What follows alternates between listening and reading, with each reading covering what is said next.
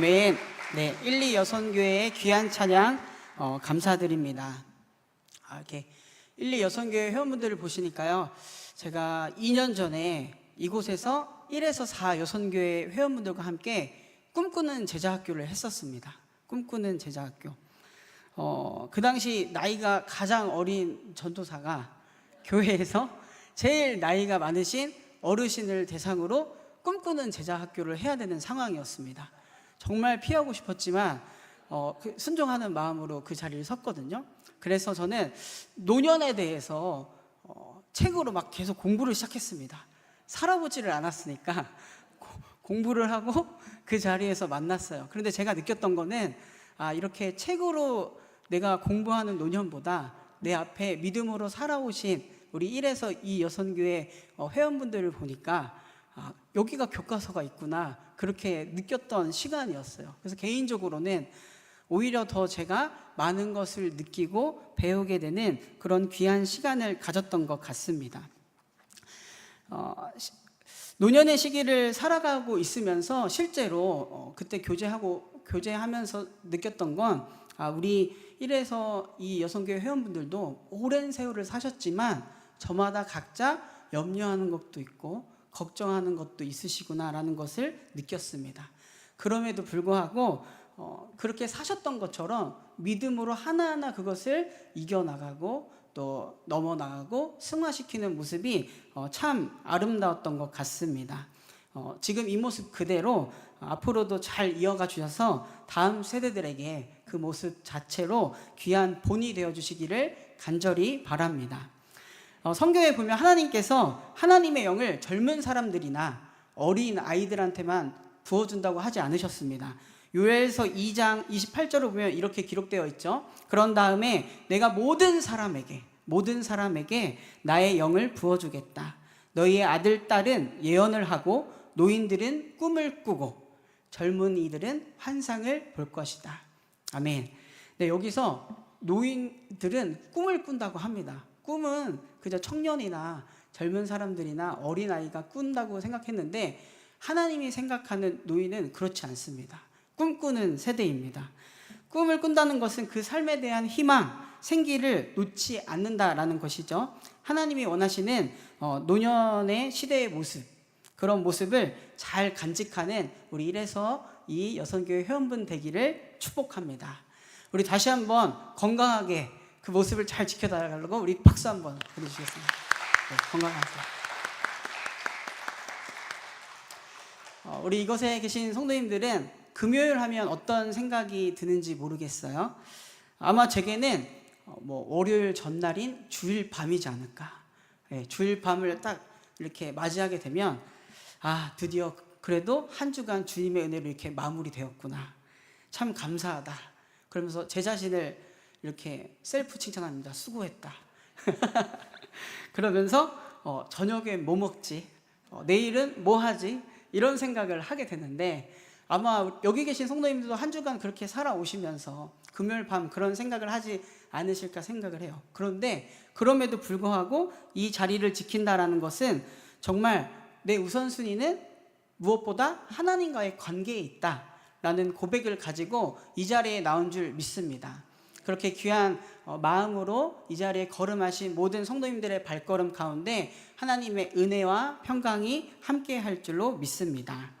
네, 이 시간 정말 우리가 기도하고 또 찬양 드리고 말씀을 들을 때 정말 임하시는 하나님의 성령을 체험하는 시간 되기를 간절히 바랍니다. 오늘 성경의 본문은 호세아서죠. 호세아서 이 성경의 본문은요, 북이스라엘을 위협하였던 아수르가 다른 북방 민족에게 괴롭힘을 막 당합니다.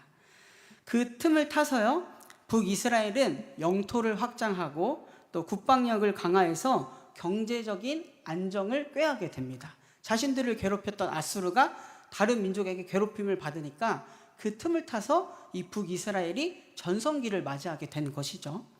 하지만 이러한 전성기 번영은요, 곧 사치와 타락으로 이어졌고 또 사회적 또 도덕적으로 부패가 날로 극심해져 갔습니다. 영적으로는 우상을 섬겼고요, 하나님을 점점 외면하는 북이스라엘의 모습을 우리는 성경을 통해서 만날 수가 있습니다. 이러한 배경 속에서 하나님께서는요, 호세아 선지자를 부르십니다. 호세아는 하나님의 명령에 따라 문란한 여인과 불행한 결혼을 하게 되죠. 그리고 호세아의 아내는 결혼을 하고 나서도 불륜을 저지릅니다.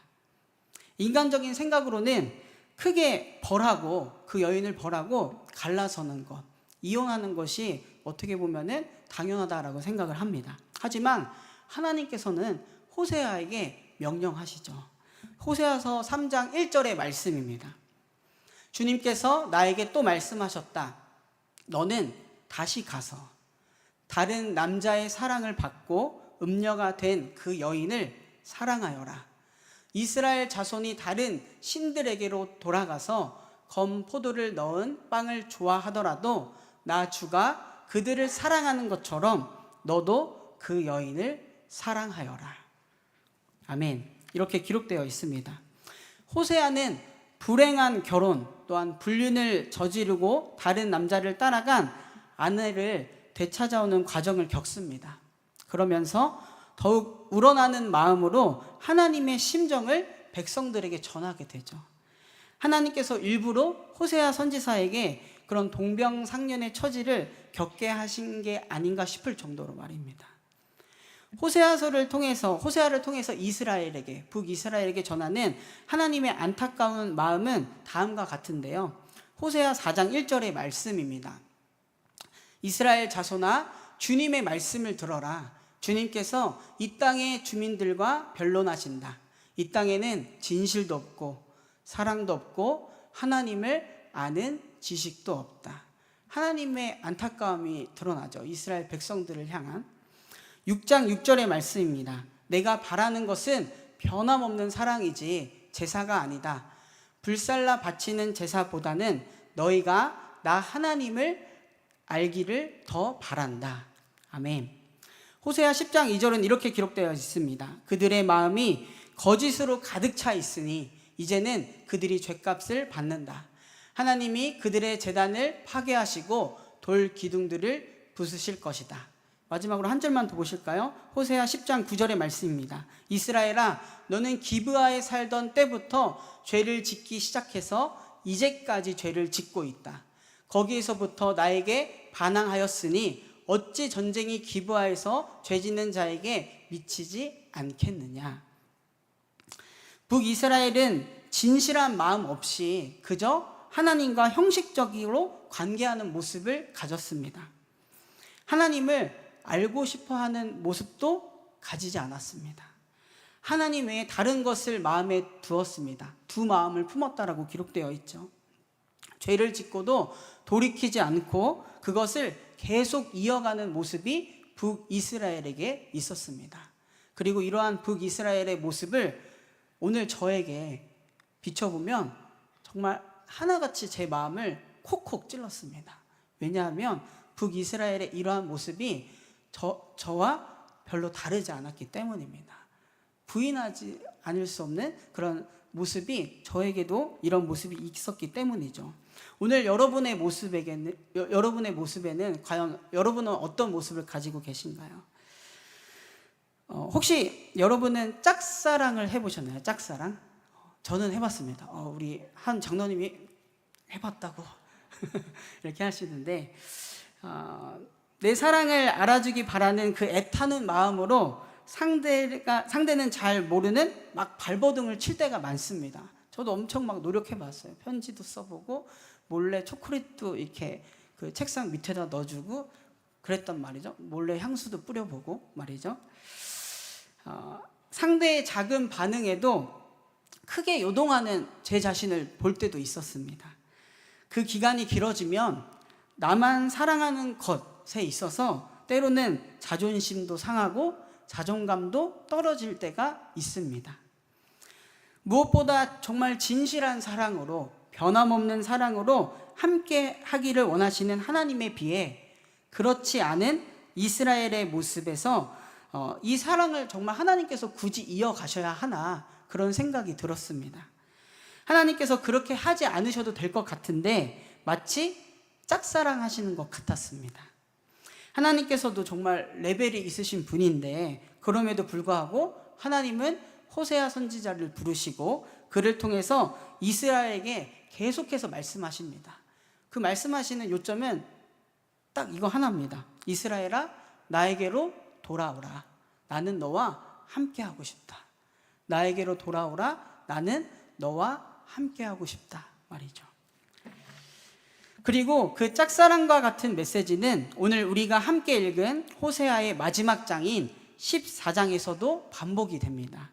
14장 1절과 3절은 이렇게 기록되어 있습니다. 이스라엘아, 주 너의 하나님께로 돌아오너라. 내가 지은 죄가 너를 걸어 거꾸로 뜨렸지만 너는 말씀을 받들고 주님께로 돌아와서 이렇게 아뢰어라. 우리가 지은 모든 죄를 용서하여 주십시오. 우리를 자비롭게 받아주십시오. 수송아지를 드리는 대신에 우리가 입술을 열어 주님을 찬양하겠습니다. 다시는 아시리아에게 우리를 살려달라고 호소하지 않겠습니다. 군마를 의지하지도 않겠습니다. 다시는 우리 손으로 만들어 놓은 우상을 우리의 신이라고 고백하지도 않겠습니다. 고아를 가엾게 여기시는 분은 주님밖에 없습니다. 아멘. 하나님께서 이스라엘이 무엇으로부터 또한 어떠한 마음으로부터 돌아와야 할지를 일러주십니다. 그리고 이스라엘이 이런 모습이었으면 좋겠다. 하나님께서는 호세아를 통해서 말씀하고 계시죠. 말씀을 외면하고 무시하는 것이 아니라 그 하나님의 말씀에 반응하는 모습. 숫송아지 대신에 정말 입술을 열어 진심으로 하나님을 찬양하는 모습. 형식적인 제사와 관계에서 하나님께로 진심으로 나오는 모습을 하나님께서는 원하셨습니다. 또한 당장 눈앞에 강하게 보이는 아수르의 힘과 군마를 의지하는 것이 아니라 정말 자신들의 또 손으로 우상을 만드는 모습이 아니라 주님의 긍휼하심을 의지하는 모습, 또한 자신들의 힘과 도움이 되시는 하나님을 전적으로 신뢰하는 모습을 하나님께서는 이스라엘에게 원하셨습니다. 이제껏 이스라엘은 계속하여서 마치 호세아의 아내가 호세아를 두고 불륜을 저지르는 것처럼 하나님을 두고 다른 것을 의지하고 사랑했지만 하나님께서는 그럼에도 불구하고 인내하셨다라는 것을 이 말씀을 통해 알 수 있습니다. 그럼에도 불구하고 하나님은 돌아오기를 기다리시는 분이라는 것을 오늘 말씀을 통해서 알 수가 있습니다. 더 나아가 오늘 본문 4절에서는 다음과 같이 기록되어 있거든요. 우리 4절의 말씀을 다 같이 읽어보도록 하겠습니다. 내가 그들의 반역하는 병을 고쳐주고 기꺼이 그들을 사랑하겠다. 그들에게 품었던 나의 분노가 이제는 다 풀렸다. 아멘.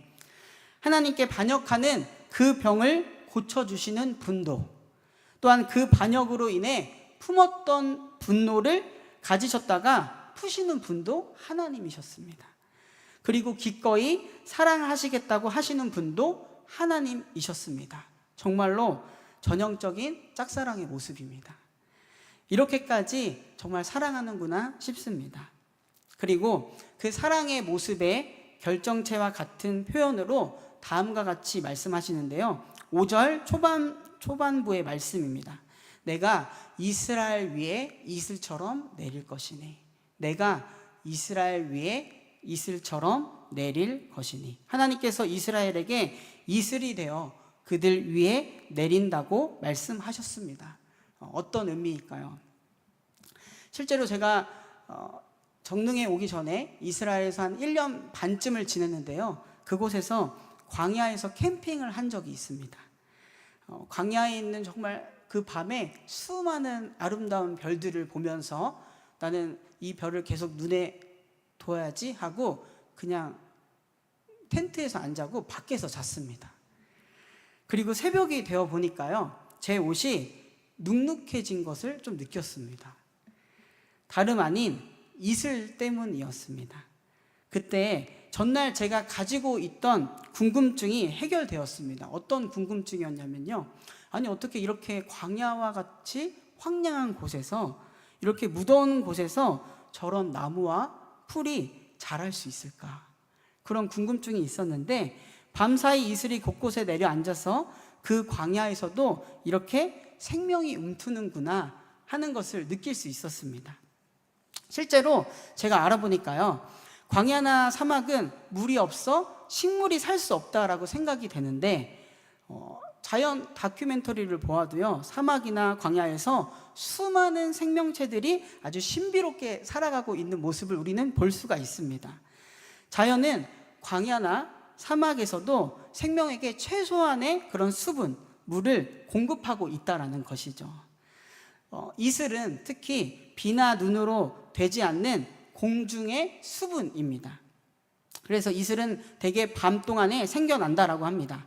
사막일지라도 광야일지라도 밤에 기온이 떨어지면 대기 중에 있던 그 수증기가 응결이 되어서 작은 물방울이 된다라고 합니다.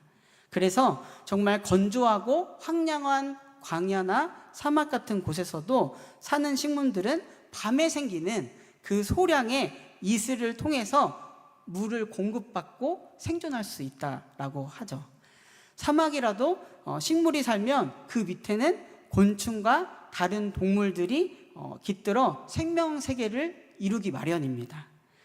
이슬은 사막이 아닌 다른 지방에서도 건조한 계절이 왔을 때 식물들에게 최소한의 물을 공급한다라고 합니다. 그래서 그들에게 생명수를 공급하는 게 다름 아니라 이 이슬이라고 해요. 주룩주룩 정말 내리는 비에 비해서는 당연히 미비해 보이나 매일매일 내려앉는 이런 이슬은 나무가 자라게 하고 또한 꽃이 피어나게 하는 것이죠. 그 황량한 광야나 사막 같은 곳에서도 말이죠. 그래서 5절의 말씀이 온전하게 가능하다라고 생각합니다. 내가 이스라엘 위에 이슬처럼 내릴 것이니 이스라엘이 나리꽃처럼 피고 레바논의 백향목처럼 뿌리를 내릴 것이다. 아멘. 내가 이스라엘 위에 이슬처럼 내릴 것이니 이러한 하나님의 말씀에 대해서 정말 이스라엘에 대해서 다시 한번 또 곰곰이 생각해 보았습니다. 사진을 하나 보여주실까요? 이 사진을 보면서 좀 떠올려 보셨으면 좋겠어요. 이슬의 특징 말이죠. 첫 번째로는요, 이스라엘과 같이 건조한 기후에서는 우기를 제외하고는요, 이슬은 매일같이 맺힙니다. 매일같이. 그리고 이슬은 특정한 곳만이 아니라 온 지면에, 온 누리에 내려앉습니다. 세 번째로 이슬은 지면에서 가장 가까운 곳에 생겨난다라고 합니다. 지면에서 가장 가까이 생겨난다라고 해요. 왜냐하면 지면의 습도가 공중보다 더 높기 때문입니다. 그리고 이슬은 정말 작은 양이라고 생각하지만 촉촉하게 젖을 만큼의 양도 된다라는 거, 실제로 제가 경험했죠. 그 다음에 이슬은 밤을 지나 이른 아침 생겨나고요. 또한 햇살이 비치기 시작하면 정말 보석처럼 반짝반짝 빛나다가 이내는 사라지기 마련입니다. 이슬은 그러한 특징을 가지고 있죠. 이러한 이슬은 마치 광야의 만나와 비슷하다라고 저는 또 말씀을 읽으면서 생각을 했습니다. 출애굽기 16장 14절과 15절을 보면 만나를 이렇게 표현하죠. 16장 14절에서 15절입니다. 제가 읽어드리겠습니다. 안개가 걷히고 나니 이럴 수가 광야 지면에 마치 땅 위에 서리처럼 보이는 가는 쌀아기 같은 것이 덮여 있는 것이 아닌가. 이스라엘 자손이 그것을 보고 그것이 무엇인지 몰라서 서로 이게 무엇이냐 만후죠 하고 물었다. 모세가 그들에게 말하였다. 이것은 주님께서 당신들에게 먹으라고 주신 양식입니다. 아멘. 하나님께서 광야에서의 양식인 만나를 이스라엘 백성에게 허락해 주실 때는요, 매일 온 지면에 내려앉게 하셨습니다. 딱 그날 먹을 만큼만 걷어가라고 또 하셨죠. 그 이상 걷어서 저장하게 되면 나중에 그 만나는 썩게 됩니다. 그러니까 사라지게 되는 것이죠. 하나님께서는 그 옛날 광야 1세대도 그리고 오늘 본문의 북이스라엘 백성도 한결같이 정말 신실하게 사랑해 주시는 분이라는 것을 알 수가 있습니다. 비록 광야 1세대가 북이스라엘 백성들이 하나님께 불평하고 또 하나님을 외면했음에도 불구하고 말이죠. 말씀을 정리하면서요, 이스라엘은 진실한 마음 없이 그저 형식적으로 하나님과 관계하는 모습을 가졌습니다. 하나님을 알고 싶어하는 모습도 지니지 않았습니다. 하나님 외에 다른 것을 마음에 두고 두 마음을 품고 살아갔습니다. 죄를 짓고도 그 죄를 돌이키지 않고 계속 이어가는 모습을 가졌습니다. 사랑하는 성도님들, 오늘 말씀을 통해서 주시는 정말 이슬 같은 하나님의 사랑에 거하는 우리 모두가 되기를 간절히 바랍니다. 우리 그 하나님의 사랑 고백을 다시 한번 좀 함께 읽어보았으면 좋겠는데요, 호세아 14장 5절에서 7절의 말씀이거든요. 우리 다 같이 읽도록 하겠습니다. 내가 이스라엘 위에 이슬처럼 내릴 것이니 이스라엘이 나리꽃처럼 피고 레바논의 백향목처럼 뿌리를 내릴 것이다. 그 나무에서 가지들이 새로 뻗고 올리브 나무처럼 아름다워지고 레바논의 백향목처럼 향기롭게 될 것이다. 그들이 다시 내 그늘 밑에 살면서 농사를 지어서 곡식을 거둘 것이다. 포도나무처럼 꽃이 피고 레바논의 포도주처럼 유명해질 것이다. 아멘. 저는 이 말씀을 이렇게 표현하고 싶습니다. 나는 이슬이 되겠다. 그래서 너희와 함께 하겠다. 너희들은 나를 통해 땅속에 뿌리 깊이 내려 나무와 꽃이 되어라. 그래서 누군가에게 그늘이 되고 곡식과 열매가 되고 포도주가 되어 주어라. 비록 하나님의 백성들은 하나님을 마음에 두지 않고 하나님을 떠나고 죄에서 돌이키는 모습을 보이지 않았지만 그들을 향한 정말 하나님의 사랑이 담긴 눈물, 하나님의 그런 땀방울은 이슬이 되어서 그들에게 살며시 내려앉았습니다. 너희들이 어떤 모습에 있던 너희들과 함께하고 있다는 그런 신실한 사랑의 결정체, 바로 이슬과 같이 말이죠. 사랑하는 성도님들, 이곳에 있는 오늘 우리에게도 하나님은 이슬과 같은 사랑으로 우리와 함께 하십니다. 비록 우리의 눈에는 그 은혜와 또 그 사랑이 미미해 보일지라도 우리의 삶의 순간순간 없어서는 안 될 정말 그 사랑의 결정체로 함께 하시는 분이 바로 우리 하나님이십니다. 우리의 죄악으로 말미암아 캄캄한 밤과 같이 하나님과의 관계가 캄캄해져도 하나님은 그런 우리와 관계를 포기하지 않으시며 이슬과 같은 사랑을 준비하시는 분이십니다. 예수 그리스도를 우리에게 보내주신 이유이기도 하죠. 새날을 맞이하게 되면 모든 만물에 정말 반짝반짝 빛나는 이슬과 같이 하나님은 우리가 어디에 있든 우리가 어떤 상황에 있든 함께 하셔서 우리를 적시고 빛나게 하시는 분이 바로 우리 하나님이십니다. 우리는 그 말로 다 표현할 수 없는 정말 하나님의 은혜 속에서 살아가고 있습니다. 오늘 본문 호세아서의 마지막 장이죠. 14장은 그래서 우리에게 이렇게 묻습니다. 누가 이런 하나님의 사랑을 깨달아 그분과 함께 살아가겠느냐 하고 말이죠. 간절히 바라기는 매일같이 이슬이 되어주셔서 우리에게 내려앉으시는 하나님의 사랑을 매일 깨달아 정말 우리의 삶에 열매가 되고 또한 꽃이, 향기 나는 꽃이 되는 우리 모두의 삶이 되기를 간절히 바랍니다. 정말 주님께서 손수 심으신 나무, 은총의 숲을 이루기 위해서는 정말 이렇게 이슬과 같이 사랑하시는 하나님의 사랑을 깨닫는 우리들의 모습이 필요할 줄로 믿습니다. 내일도 또 오늘도 앞으로도 하나님은 이슬과 같은 사랑으로 우리와 함께해 주시는 분이십니다. 제가 기도하고 말씀 마치도록 하겠습니다.